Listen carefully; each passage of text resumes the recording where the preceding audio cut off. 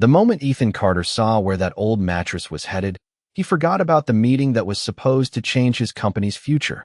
The wind swept through the streets of Chicago with a bitter edge that afternoon, rattling loose signs and sending scraps of paper skittering across the sidewalk. Gray clouds hung low over the city, turning the February sky into a sheet of cold steel. Inside the back seat of a black SUV, Ethan Carter glanced up from the financial report on his tablet when something unusual caught his attention. At first, it was only a shape moving slowly along the opposite side of the street.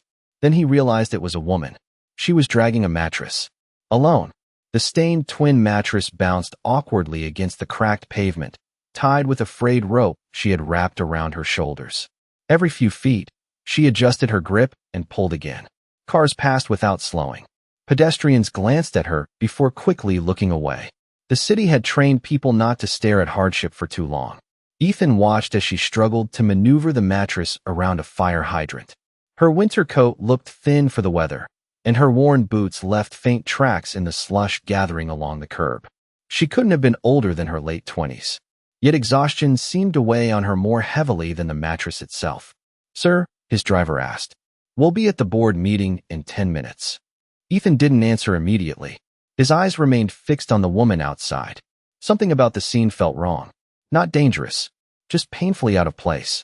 In a city where furniture could be delivered within hours and moving services filled every online listing, why would anyone drag a mattress across town by hand? The traffic light turned red, forcing the SUV to stop beside the intersection. The woman paused near a bus bench. She bent forward, catching her breath. Even from a distance, Ethan could see her hands trembling from the effort. Then another figure appeared. A little girl emerged from behind the mattress carrying a faded pink backpack almost as large as her torso.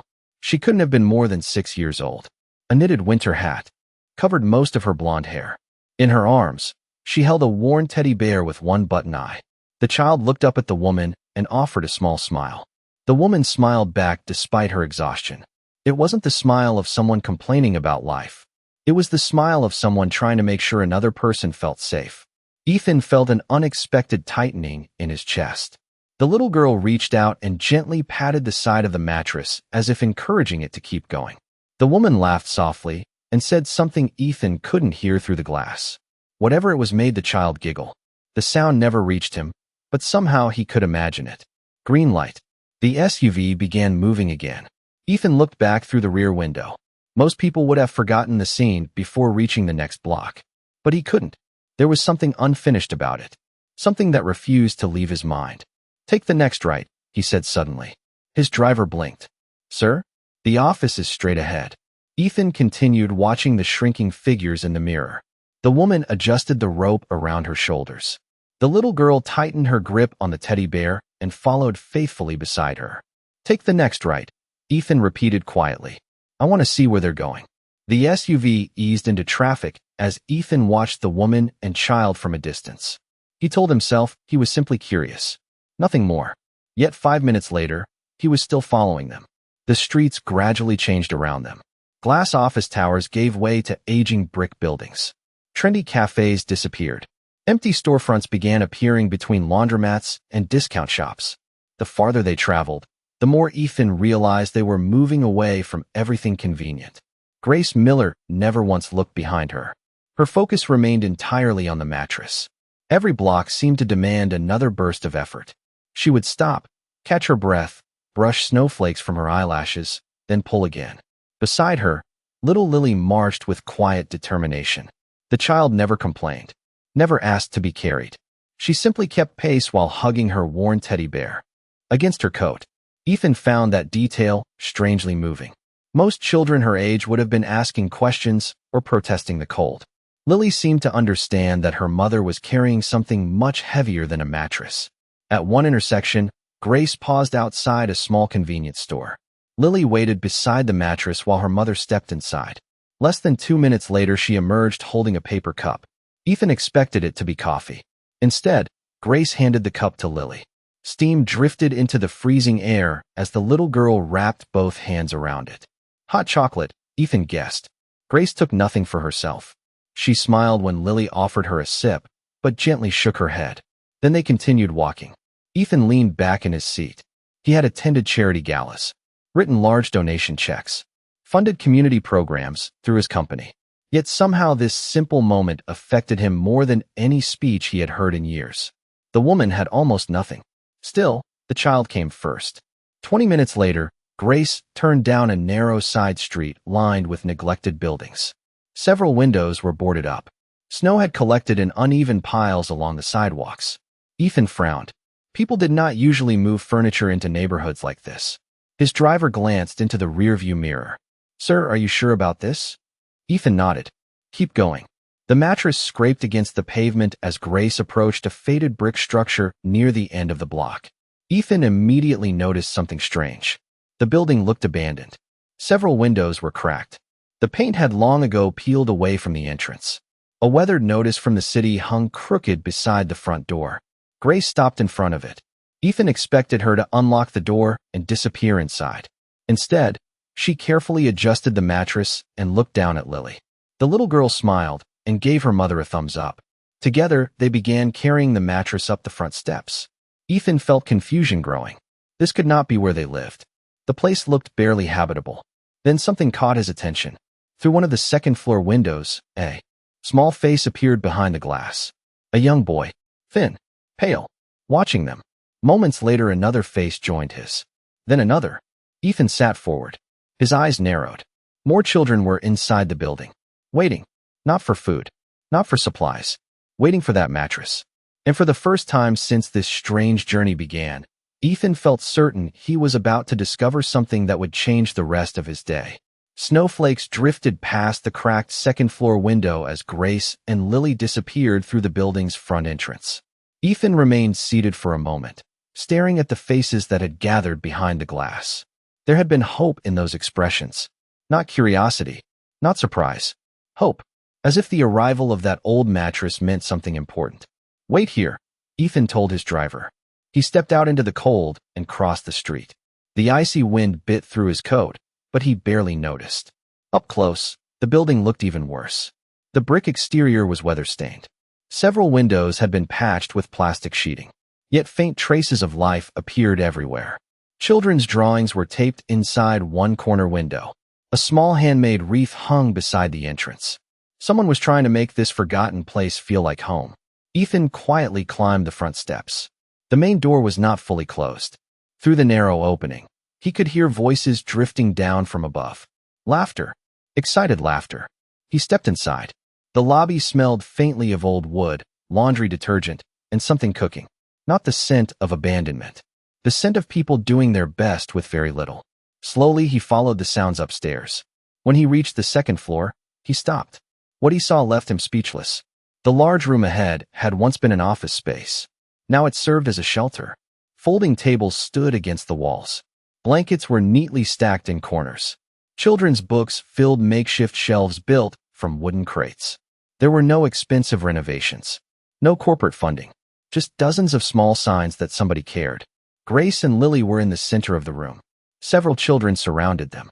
The mattress now rested on the floor beside a thin boy who looked about 8 years old.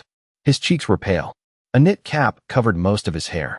Despite his obvious exhaustion, his eyes sparkled when he saw the mattress. "It is really for me?" he asked. Grace smiled.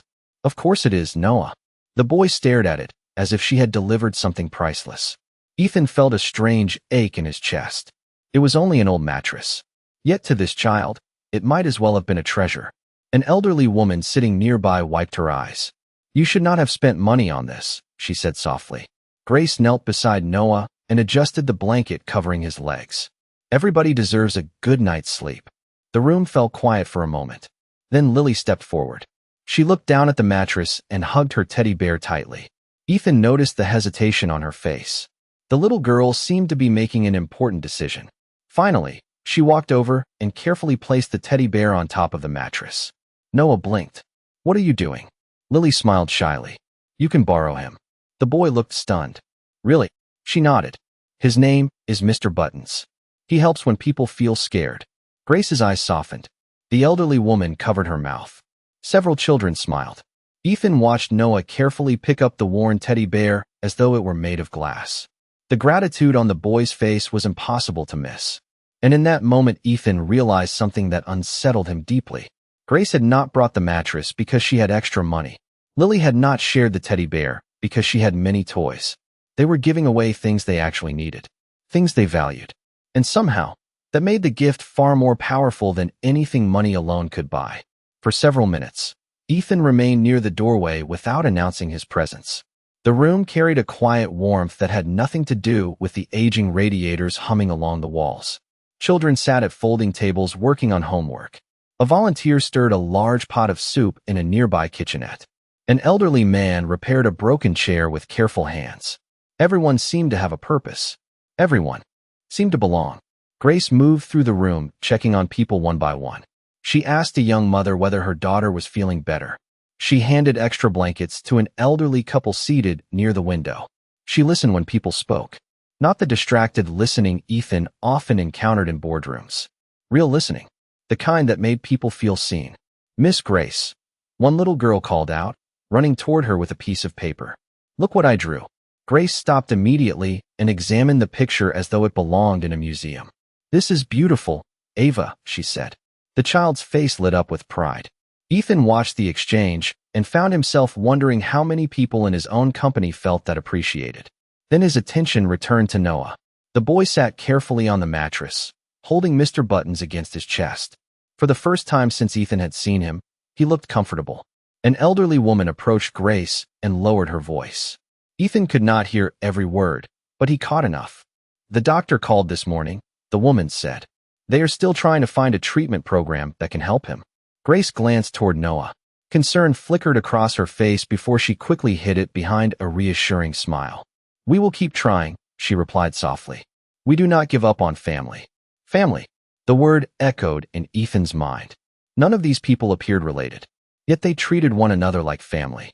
A few minutes later, Lily wandered over to a small folding chair near the window. Ethan noticed that she occasionally glanced toward Noah and smiled whenever she saw the teddy bear in his arms. Eventually, Grace joined her daughter. "Are you sure you are okay letting him keep Mr. Buttons for a while?" Grace asked gently. Lily nodded. He looked sad. "You love that bear." Lily stared at the snowy street outside. "Daddy gave him to me before he went to heaven." Ethan felt something tighten inside his chest. Grace wrapped an arm around her daughter. "I know, sweetheart."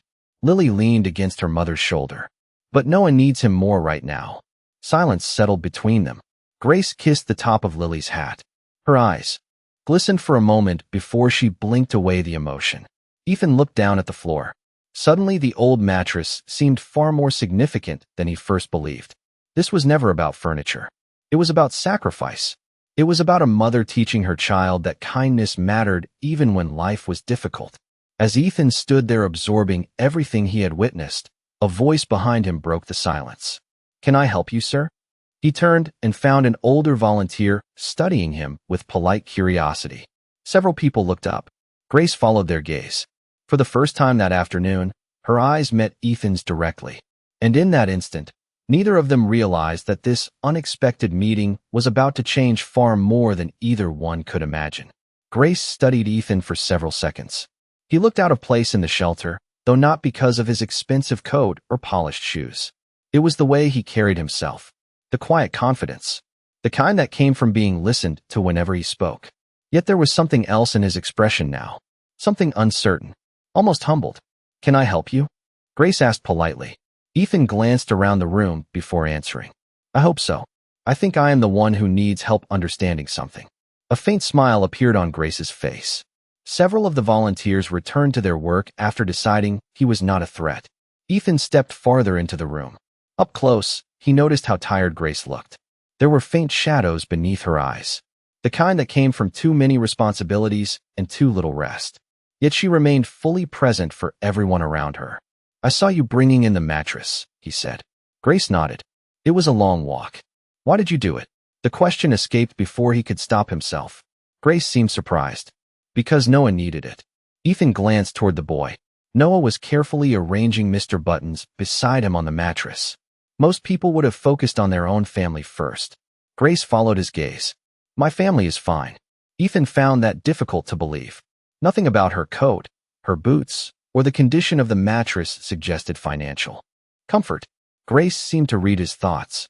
Being comfortable and being okay are not always the same thing, she said gently. Before Ethan could respond, a volunteer approached carrying paperwork. The woman's expression looked troubled. Grace, we just got another notice.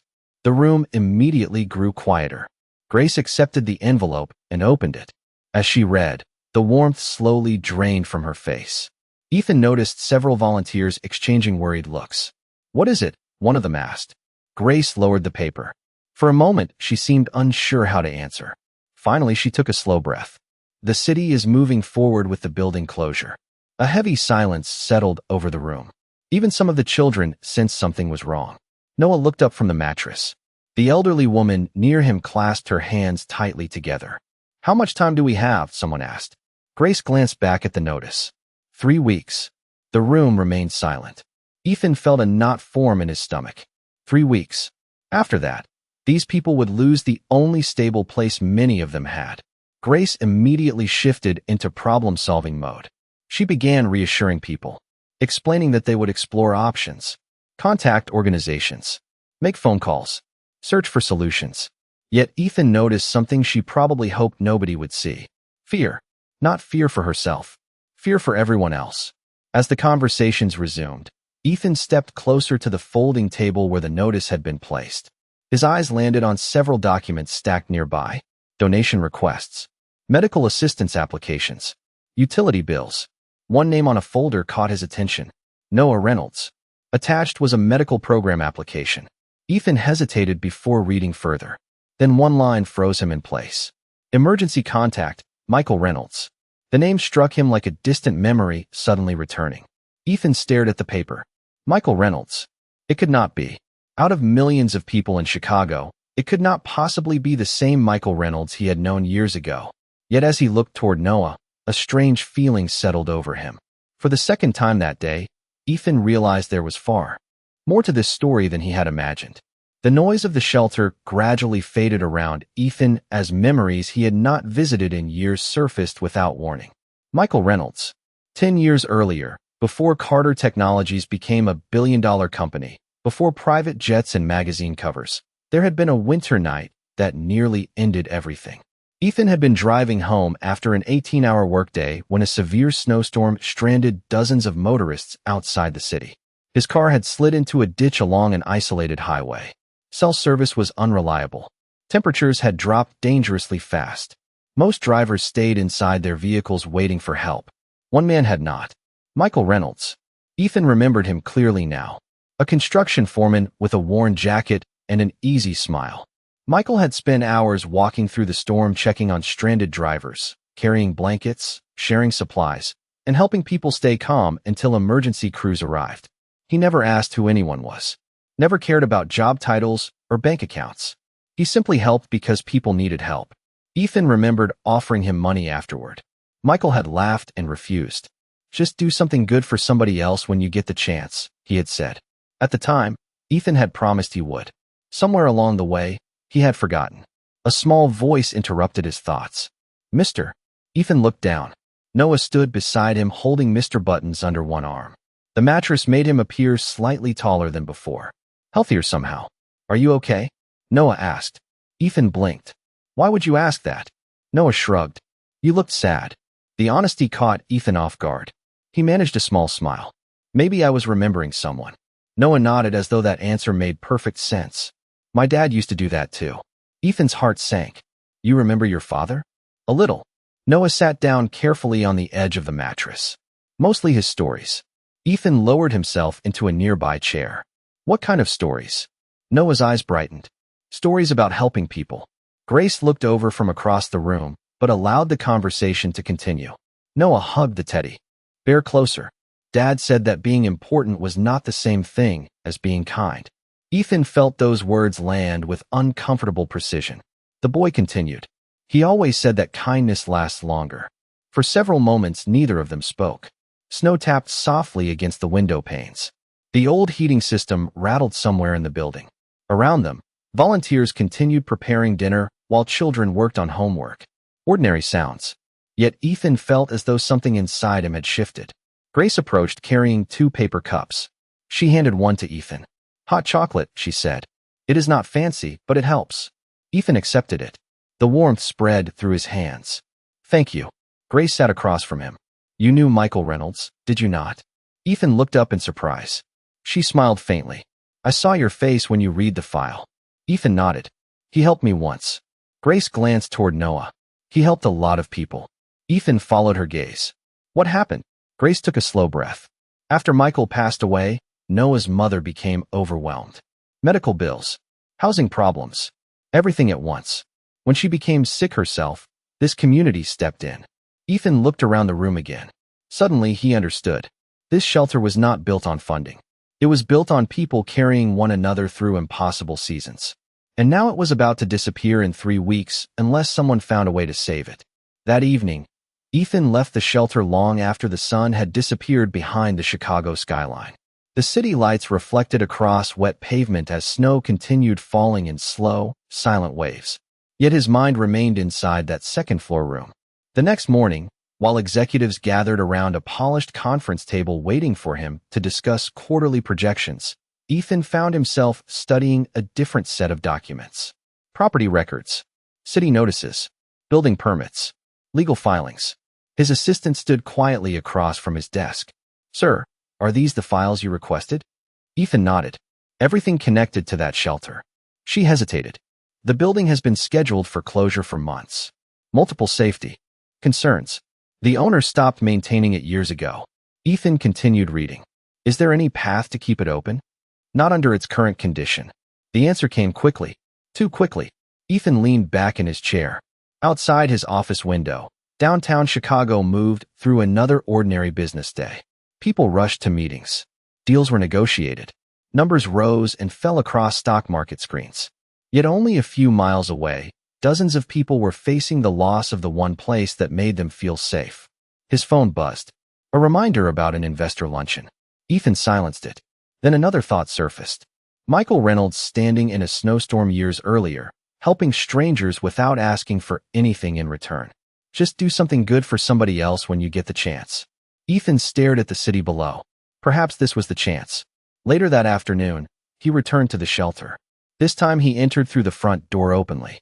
The children recognized him immediately. Several waved. Noah sat on the mattress reading a library book while Mr. Buttons rested beside him. Grace looked surprised when she saw Ethan again. Most visitors do not come back, she admitted. Ethan smiled. I am beginning to realize that I am not most visitors. Grace laughed softly. It was the first time he had heard her laugh. For a brief moment, the exhaustion disappeared from her face.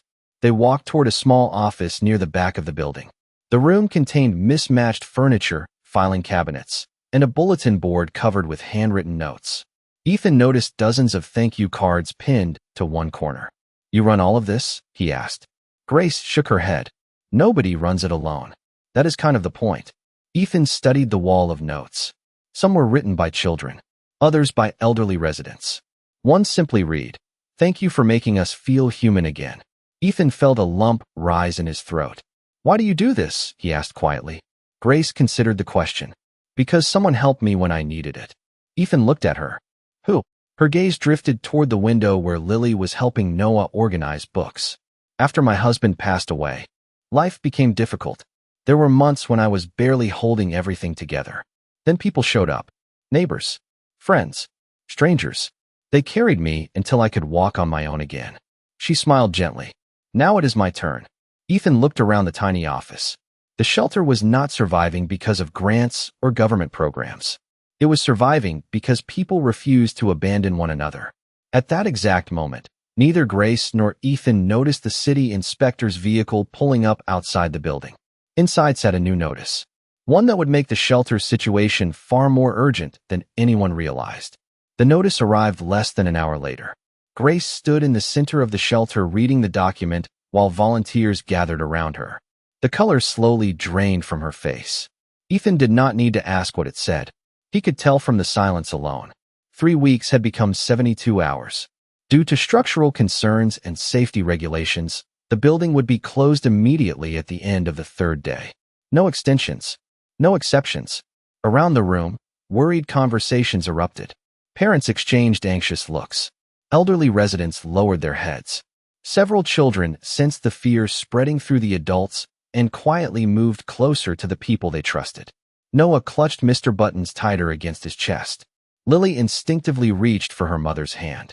Grace folded the notice carefully and forced herself to remain calm. "We are going to figure this out," she said. Her voice remained steady, but Ethan could hear the strain beneath it.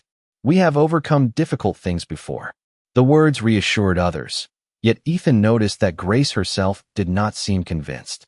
Over the next 2 days, she barely stopped moving. She called churches, community centers, housing programs, nonprofit organizations, every available resource. Some promised to try. Most were already full.